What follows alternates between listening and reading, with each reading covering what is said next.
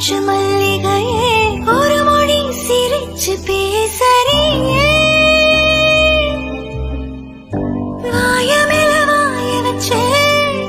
வார்த்தைகளை உறிஞ்சு போட்டு விரல வச்சு அழுத்திய கழுத்துல கொளுத்திய வெப்பம் இன்னும் போகல அடிவும் போல சிவப்பு இல்ல கணுக்கால் கூட கருப்பு இல்ல நீ தீண்டும் இடம்